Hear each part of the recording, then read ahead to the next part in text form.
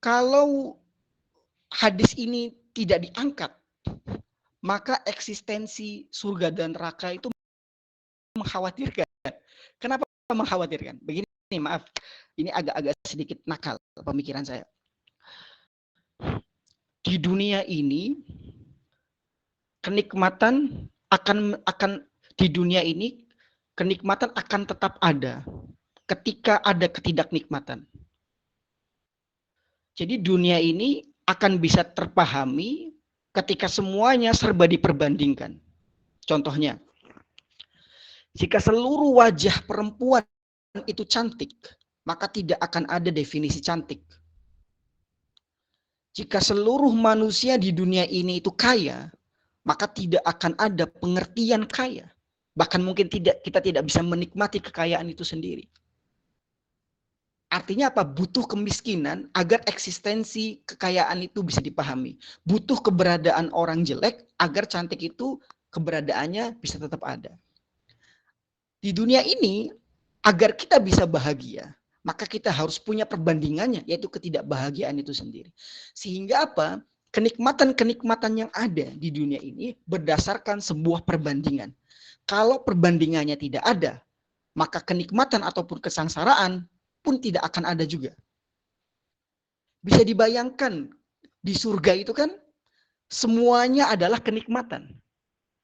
Jika tidak ada keburukan, maka tidak akan ada kenikmatan itu sendiri. Jika selamanya kita kenyang, seumpama di surga, maka kita tidak bisa merasakan kenikmatan bahwa kenyang itu menyenangkan.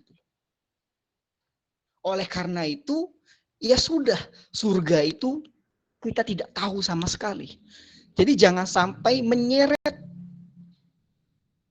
kebahagiaan surga itu bisa kita rasakan saat kita di dunia. Karena akan menjadi sebuah kesalahpahaman. Itu poin kedua. Poin ketiga,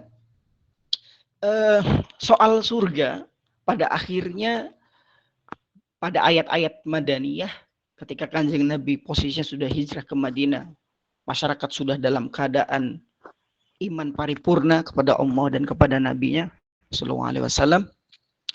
Itu gambarannya seperti ini. Di dalam Al-Quran itu kan ada yang namanya ayat-ayat muhkama, ada yang namanya ayat-ayat mutasyabihat.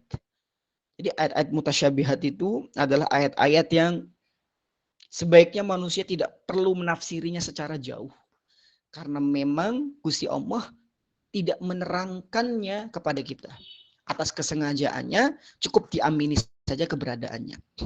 Seperti surga dan neraka, seperti pahala dan dosa, seperti zat Allah, seperti hari kiamat, seperti hari esok, adalah perkara-perkara yang mutasyabihat, yang gaib, yang manusia tidak perlu secara serius mendalaminya. Karena jika terlalu serius, kalau tidak sesat, ya pasti menyesatkan. Makanya di dalam Al-Quran Allah berkata, "Qul la ya'lamu man fis samawati wal ard wal ghaiba al-ghaiba illallah." Atau sumama wa indahu mafatihul ghaib la ya'lamuha illahu. Intinya hal-hal yang perkara gaib hanya Allah saja yang mengetahuinya. Jikapun dikasih bocoran atau contekannya hanya kepada orang-orang yang terpilih, yaitu kepada para nabi dan kepada para wali, dan itu pun tidak untuk dikonsumsi kepada khalayak umum. Nah, termasuk surga. Jadi itu sebenarnya ketika kita ngomongin surga, itu sebenarnya Allah tidak pernah menyuruh kita untuk mengetahui bentuk surga. Kanjeng Nabi tidak pernah memerintahkan kita untuk mengetahui gambaran seperti apa surga itu. Tetapi lebih menekankan kepada kita bagaimana caranya masuk surga. Dan itu jauh lebih penting daripada mengetahui bentuk surga itu sendiri. Seperti halnya, ya kita tidak perlu meributkan orang yang ketika subuh pakai kunut atau tidak. Seharusnya kita lebih meributkan orang yang tidak subuhan. Dan itu jumlahnya jauh lebih banyak gitu. Kemudian,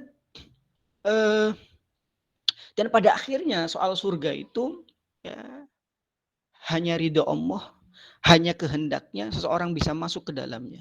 La yadkhulu ahadan amaluhul jannah wala yujizu minan nar wala ana illa birahmatin minallah. Dan pada akhirnya kalau tentang surga itu pertama bagaimana kita masuk ke dalamnya. Dan cara bagaimana masuk kita ke dalamnya adalah dengan rahmat Allah. Dan bagaimana caranya kita mendapatkan rahmat Allah? Ya salah satunya adalah dengan caper kepada Allah. Bagaimana caper kepada Allah? Ya dengan mematuhi seluruh perintahnya dan menjauhi semua larangannya, taat dan cinta kepada Kanjeng Nabi Muhammad SAW. Kemudian, jikapun Al-Quran ataupun hadis menerangkan tentang deskripsi bentuk surga, beberapa ulama mengatakan itu tidak mewakili surga seutuhnya. Bahkan itu hanya serpihan atau mozaik kecil tentang gambaran surga itu sendiri. Jadi kalau Al-Quran menjelaskan surga itu terdapat air yang mengalir, mungkin iya, tetapi itu tidak menggambarkan keindahannya 100% gitu. Itu hanya serpihan kecil saja. Dan tentunya yang tidak terlihat dan yang tidak tersibak lebih agung. Dan penjelasan tentang surga yang sangat detail seumpama di beberapa ayat termasuk di beberapa hadis, yaitu tujuan utamanya adalah bagaimana kita tertarik kepada Islam kemudian masuk kepada Islam. Dan kemudian ketika sudah menjadi Islam, gara-gara surga tersebut kemudian kita menjadi taat, menjadi hamba Allah. Ketika menjadi hamba Allah tentu saja itu yang diinginkan. Berarti kita menjadi orang yang baik di hadapan manusia, di hadapan alam semesta dan di hadapan Allah Subhanahu wa taala. Kurang lebih seperti itu saja. Sebenarnya ada beberapa yang lain, contoh-contohnya kalau nggak salah yang saya sebutkan kemarin, tapi dicukupkan pada penjelasan singkat ini saja. Monggo, saya buka berikutnya untuk obrolan santai. Saya di sini tidak menjadi orang yang serba tahu, kita diskusi, kita mengutarakan pendapat dan gagasan. Kepada rekan-rekan semuanya, bapak-bapak, ibu-ibu, falyatafadhal.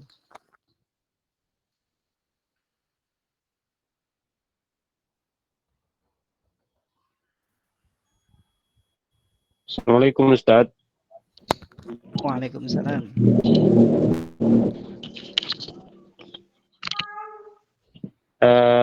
Nama saya Teten Syahbudin. Kebetulan saya kosma di kelas ini, Pak. Sedikit ingin menanyakan terkait hadis yang tadi, Pak, tentang gambaran surga dan neraka. Jadi Pak dosen sudah menyebutkan yang kurang lebih mala ainun ro'at wala udunun samiat wala khotoral qalbil bashar, bahwa sejatinya surga neraka itu belum pernah terlihat oleh mata, belum pernah terdengar oleh telinga, bahkan dalam bayangan manusia pun itu tidak pernah akan terbayangkan. Nah, sedikit saya pernah mendengar tentang kisah Nabi Idris yang pernah mengunjungi surga dan neraka. Itu bagaimana, Pak Ustadz?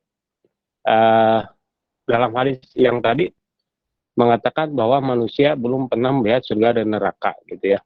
Bahkan dalam hati pun tidak bisa dibayangkan.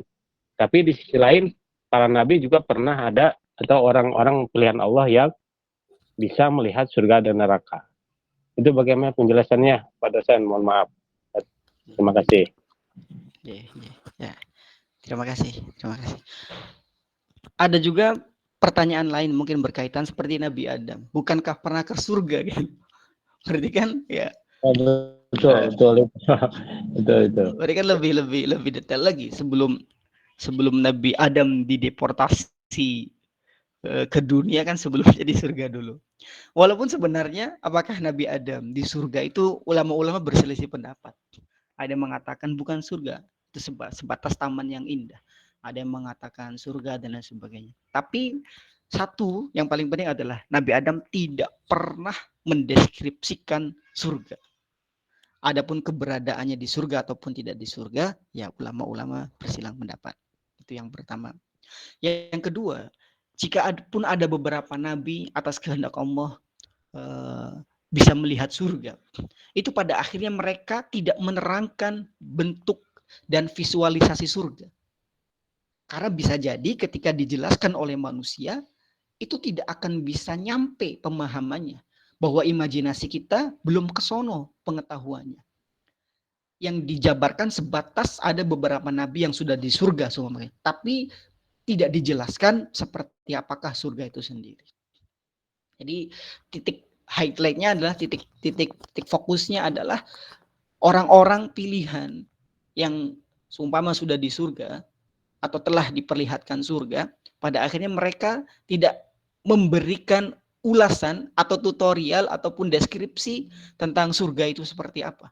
Karena mungkin untuk manusia itu tidak nyampe gambarannya di sana.